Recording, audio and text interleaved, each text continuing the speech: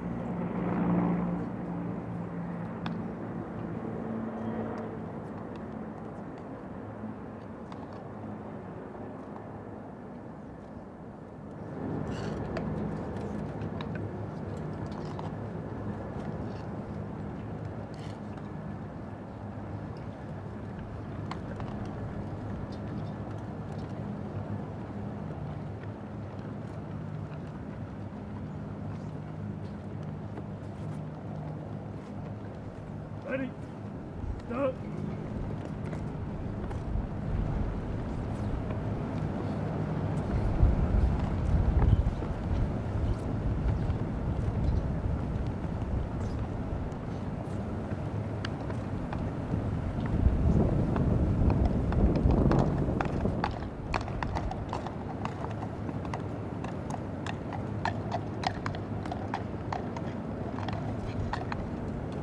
Right.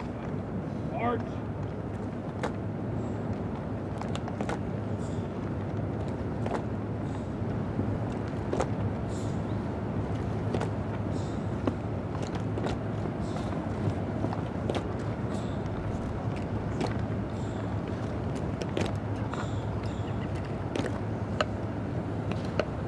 Reset!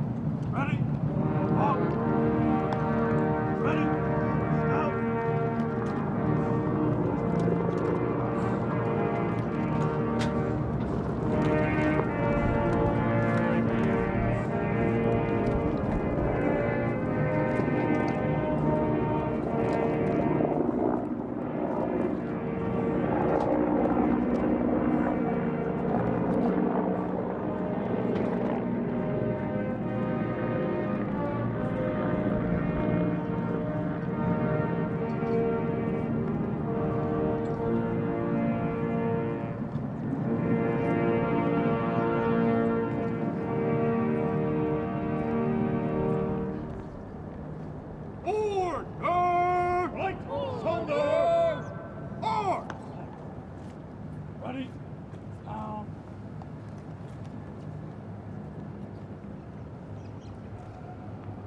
Ready?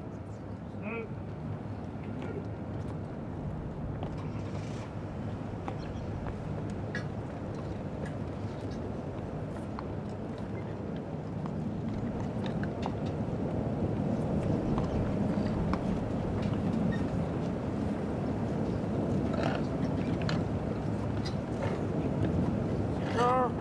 Line.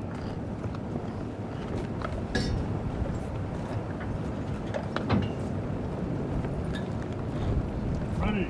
Up.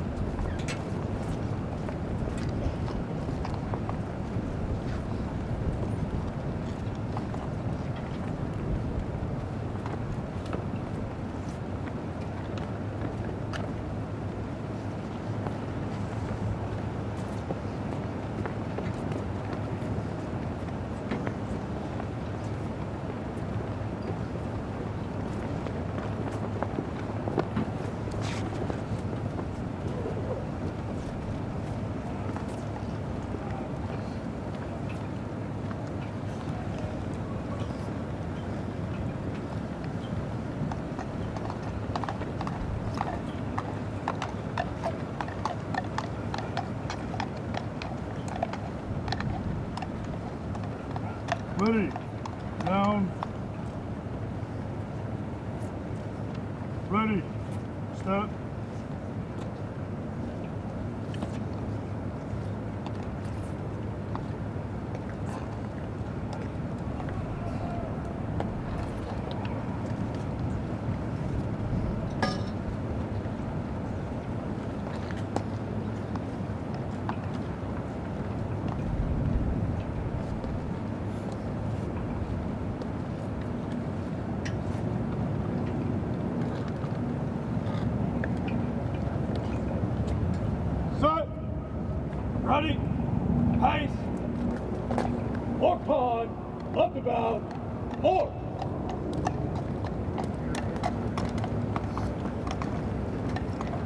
Ready?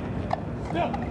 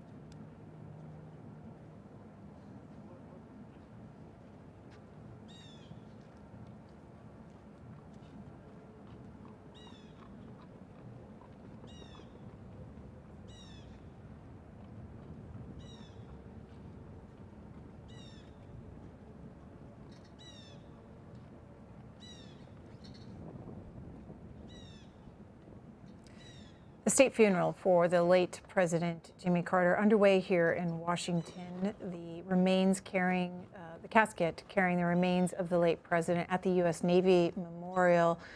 In moments, we expect that the procession will get underway.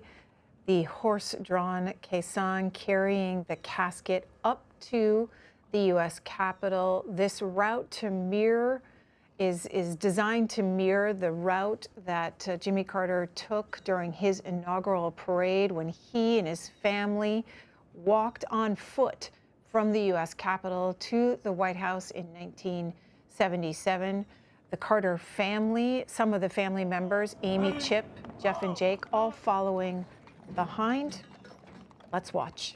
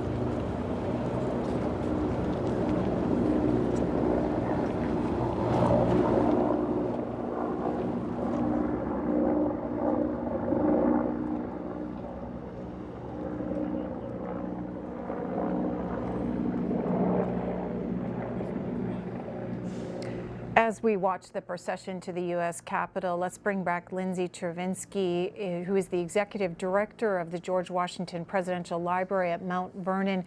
Lindsay Chervinsky, your thoughts as you watch this procession to the Capitol? Well, one of the things that, strikes me is when you talked about the procession on Carter's inauguration day and how it was, I believe, only the three of them. It was Rosalind, it was Jimmy, and it was their daughter, Amy.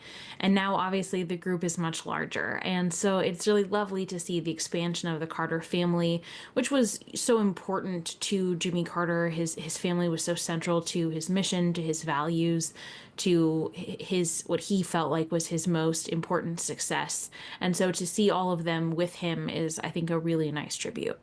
Jimmy and Rosalind Carter raising 3 sons, 1 daughter, many grandchildren. Jason Carter, one of his grandchildren, part of the Carter Center in Atlanta, Georgia, where this all began earlier today. We talked a little bit earlier, but reminder viewers of the history here of using the horse-drawn caisson. You have the riderless horse to mark a fallen soldier, symbolizing the loss of our commander-in-chief, the 39th president. There's a lot of parallels to when most of these practices started, and I think they started in earnest with Abraham Lincoln because he was the first president to be assassinated while in office.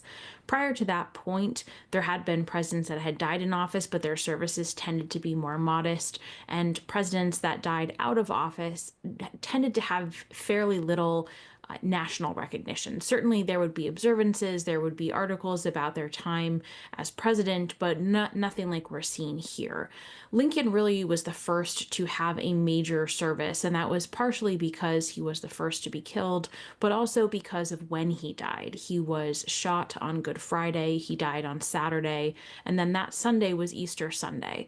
And with the ending of the Civil War right around that time, just a little bit afterwards, but it was clear the direction it was going. There was a sense by a lot of Americans that he was killed for the nation's sins. The parallelism to Easter was hard for anyone to miss, and it was so shocking and so violent that it was traumatic in a way it's hard for us to imagine. So there were really incredible ceremonies in DC, and then the train ride that took home the casket, and every place that it stopped, the casket was removed from the train. It was brought out on a horse-drawn caisson, and it was an opportunity for people to pay tribute. The riderless horse with the boots that are facing backwards and the sword in the saddle is borrows from a military tradition. When a soldier did die in battle, typically, or even after battle, typically the horse that they used while they were in the military service would be a part of the funeral traditions. This was true for Washington. This was true for a lot of other people, that their horses were a part of this practice because it was such an important part of who they were as a leader. And so recognizing that our president is the commander in chief, that is the reason for the inclusion of the horse. What is the role of the military today? As you can see on your screen, there are representatives from most of the branches there today walking alongside their joint services served as the pallbearers of the casket throughout the day. What is the role?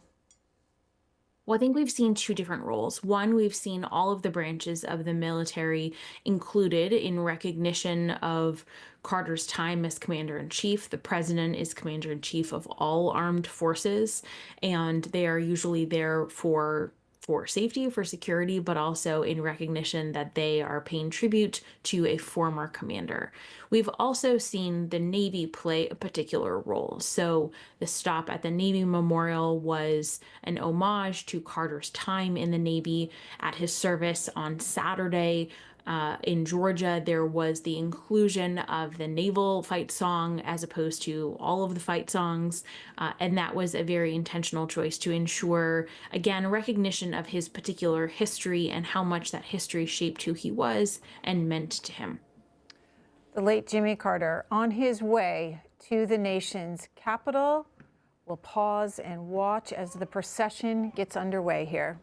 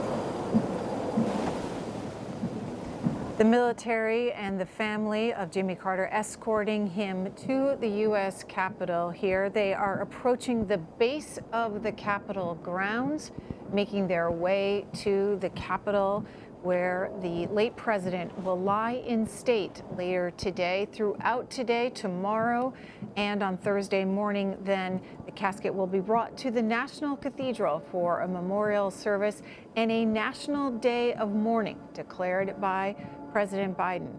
Lindsay Chervinsky is with us. She's the executive director of the George Washington Presidential Library at Mount Vernon. Lindsay Chervinsky, the National Day of Mourning, the public lined up on the streets here in Washington, those that are lining up to pay their last respects to the late president when he lies in state, all encouraging public participation here in the last tribute to the late president. Why is that? Well, I think the president means something to people in a way that few other public officials do, because it's the only public official that represents all Americans. And whether, it's education policy or environmental policy or foreign policy or human rights or women's rights, Carter spoke to people in a lot of different ways, and they felt a connection with him. A lot of people who I've seen interviewed over the last couple of days talked about his faith and the importance of his faith to his daily life, and that was a model that they wanted to emulate for themselves and their children. A lot of people really respected the public service work he did post-presidency, in particular with Habitat for Humanity or helping to fund the cure for a number of diseases around the world. And so I think for people who felt that he was an important part of our story, they sometimes want to be a part of that. It will be a historic day on Thursday. This is a historic week in DC. And I think it can be grounding for people to feel that they are a tangible part of that history. The family that have gathered behind the casket, we hear the military bands playing. He's been given all of the highest military honors today, 21 gun salute. The military who have escorted his body, his remains throughout the journey from Plains, Georgia to Washington. Remind our viewers who decides how this all unfolds during a state funeral. Well, the president and the first lady and their family typically decide. So as soon as the president comes into office, after John F. Kennedy died in office and there wasn't really a plan in place and the family had to scramble to put one together, now it's one of the first things that presidents start doing, which is admittedly a little bit of a weird way to come into the White House. But they start making this plan right away. They have a plan for what would happen if they were to die in office, and then they have a plan that shifts for once they leave office. And typically that continues to evolve as they have more family members, grandchildren, great-grandchildren. As people pass away or come in and out of their lives, they are able to evolve what they want to see, what they want to be remembered about their legacy, and how they want American people to reflect on their time in the public eye. George H.W. Bush was particularly funny about this process. He actually enjoyed it a fair amount, and he sometimes wrote about it. He would instruct his manager to bring out the book about once a year, and they would review it and figure out how they wanted to evolve things. And he had a great sense of humor about this process. Once they asked him, what he wanted served on the train, the very last stop in his process on the train for the family to eat, and he said, well, I don't care, I'm not going to be there. So I think that shows a good sense of humor about this process. But every single step, every single choice is carefully choreographed. So it would have been Carter's selection to have these military honors and to have the military presence as an important part of his funeral process. As this procession makes its way to the Capitol, once on the Capitol grounds, we will see the casket carrying the late president into the dome of the nation's capital, where he will lie in state, as we've been talking about. Lindsay Chervinsky, what will that look like? What is memorable about the scene where we have people lie in state, particularly former presidents? Well, the Dome Room in the Capitol is one of the most iconic that we have to offer as the American people. There are the incredible paintings that represent historic moments in our past. It is a beautiful space. It is very It is severe in a very dramatic way, and there have been a number of really important scenes that have taken place there over the last 200 odd years. The layering of the history of the president and the other people who have lain in state add a certain solemnity, they add a seriousness, add a gravitas to that space and to that moment. And so when Carter is lying in state, he won't just be doing so by himself, but he will have those layers of history built on top of that moment. And we have seen some really remarkable pictures of that happening, including, when Reagan died, I believe that Nancy Reagan visited the casket when it was in state, and that was a particularly poignant moment. Typically, we will also see a number of other public officials come to pay their respects to Carter in this moment. So it is a humbling moment for those that will come through. Some of my favorite moments actually happen after hours when there are fewer people around, and you can see, I think, some of the more personal moments for people who are standing guard or for those who have a little bit more time with him. What about where the casket is put in the center of the room and on the catafalque? What is the history here? The catafalque that has been used in the past, I believe they're using the same one, although I would need to double check those details. The catafalque was originally created for Lincoln's services for when he laid in state. It was then brought out of storage for Kennedy and has been reused at several different moments. As you can see pictured here, it is in the center of the room. The light shines on it. People can be around it. The images and the history of American history are surrounding this person. So in terms of dramatic scenes, we really don't get much more dramatic than this. And throughout the lying in state, who is keeping watch and how does that take place? One of the most poignant moments can be the changing of the guard. What is that? So the changing of the guard, I think it depends on each president, and I don't know for sure exactly which servicemen are going to be keeping watch for Carter, because again, it does change. But the changing of the guard, there's a recognition that this person is not to be left alone, and so there is a ceremonial changing of the guard where you will have new servicemen come in. There will be a symbolic exchange of arms, and then the servicemen that have been relieved of duty will be escorted out. If anyone has been to Arlington Cemetery, or if you have seen those ceremonies, it's very choreographed, it's very specific, it's incredibly moving. It's very hard not to be touched by seeing that, because it embodies all of the professionalism and the care with which these people do their duty on a daily basis, but also with which they wear the uniform. And so giving that level of honor and care to the person lying in state is a really important part of this process. And to confirm, the casket carrying the late President Jimmy Carter will be brought into the center of the Rotunda and the casket placed on the Lincoln catafalque, as you were talking about, Lindsay Chervinsky, the history there of that catafalque in the middle of the Rotunda, designed originally for Abraham Lincoln. There it is on your screen. The procession to the U.S. Capitol is underway, very close, approaching the U.S. Capitol. There will be a ceremony taking place, and you can see those lining up, getting in place for that ceremony. There will be eulogies from the Senate Majority Leader John Thune, Speaker Mike Johnson, and the Vice President Kamala Harris, all giving eulogies today. Lindsay Chervinsky, is that customary, the eulogies given by the folks that I just listed off? I think that it does depend on every process, because again, presidents get to choose what they want to have happen. But it is common for the people who are in power in the chamber that the president is visiting to make remarks. So usually you see the majority and the minority leader or some combination from both chambers in recognition of any sort of service.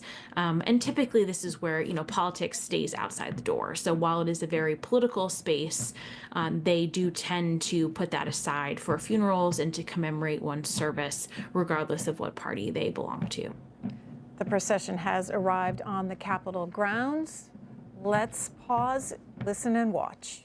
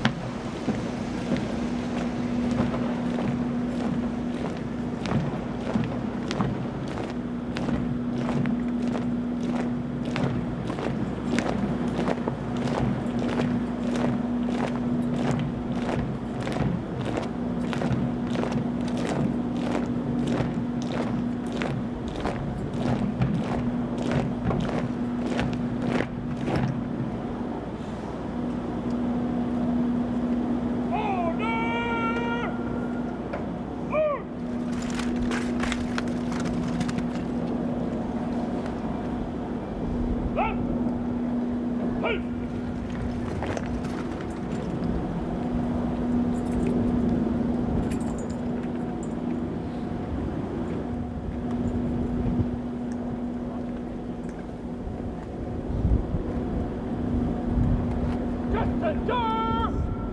Good!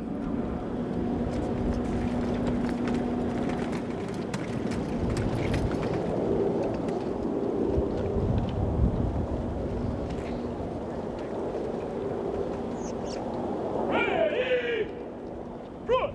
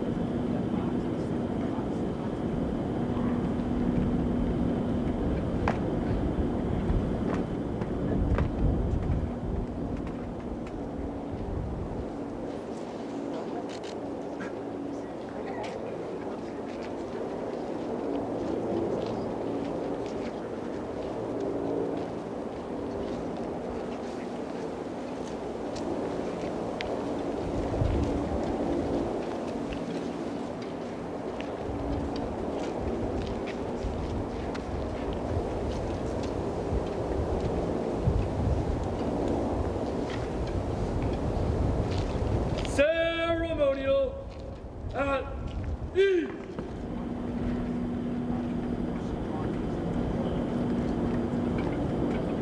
Ceremonial at ease.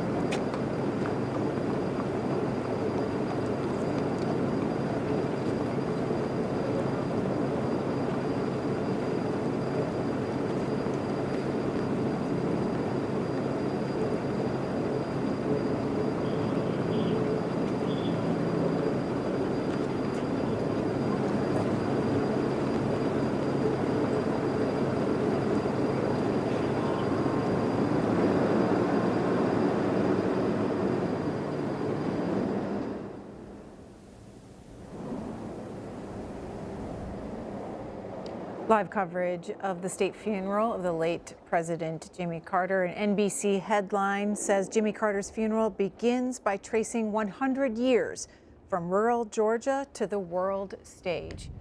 Jimmy Carter, the late president, is almost near the Capitol. The casket carrying his remains making its way to the east front of the Capitol. The Special Honor Guard are getting in place. We expect after we see family members and honorary pallbearers, we will see more military honors given to the late president. 4 ruffles and flourishes, hail to the chief, and another 21-gun salute. Before then, the Army playing, and as then the casket moved to the Capitol steps. As the procession reaches the steps, everyone moves into position, and then the casket will be brought into the U.S. Capitol. They will pause once they are inside and position the casket in the center of the rotunda to start a ceremony in the nation's capital, and then 2 days of lying in state.